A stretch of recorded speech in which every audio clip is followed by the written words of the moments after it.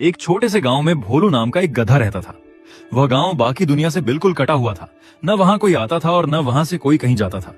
एक बार गधे ने सोचा, क्यों ना जंगल के उस पार जाकर देखा जाए कि आखिर उस तरफ है क्या। अगले दिन भोर में ही वह जंगल की ओर बढ़ चला। जंगल घना था और गधा मूर्ख। बिना सोचे समझे उसे जिधर मन करता उधर चल पड़ता। जैसे तैसे करके उसने जंगल पार किया और दूसरी छोर पर स्थित एक और गांव पहुंच गया। उधर गांव में हल्ला मच गया कि भोलू गधा गांव छोड़कर चला गया है। सब बात करने लगे कि वो कितना भाग्यशाली है और अब कितनी आराम की जिंदगी जी रहा होगा। लोगों की बात सुनकर कुत्तों के एक झुंड ने भी जंगल पार करने का निश्चय किया। अगली सुबह वह गधे की गंध का पीछा करते हुए उसी रास्ते से जंगल के उस पार चले गए।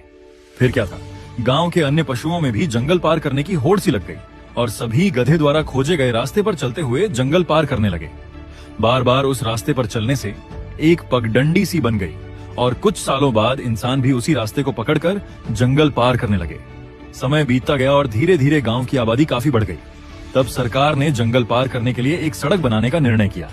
शहर से इंजीनियरों का एक दल आया और इलाके की स्टडी करने लगा। गांव वालों ने बताया कि जंगल पार करने के लिए एक पगडंडी बनी हुई है, उसी पर अगर सड़क बना दी जाए तो अच्छा रहेगा।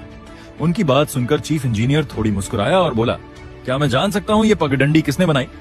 गांव के एक बुजुर्ग बोले, जहां तक मुझे पता है ये रास्ता किसी गधे ने खोजा था। और उन्होंने पूरी कहानी सुना दी। उनकी बात सुनने के बाद चीफ इंजीनियर बोले, मुझे यकीन नहीं होता कि आप सब इंसान होते हुए भी इतने सालों से एक गधे के बनाए रास्ते पर चल रहे थे। पता है ये रास्ता कितना कठिन और लंबा है, जबकि हमने जो रास्ता खोजा है वह इसका 1/4 भी नहीं है और उसे पार करना भी कहीं आसान है। आज गांव वालों को अपनी गलती का एहसास हो रहा था। वे सोच रहे थे कि काश उन्होंने एक नया रास्ता खोजने का प्रयास किया होता। मित्रों, जो गलती उन गांव वालों ने की, कहीं वही गलती हम भी तो नहीं कर रहे हैं? कहीं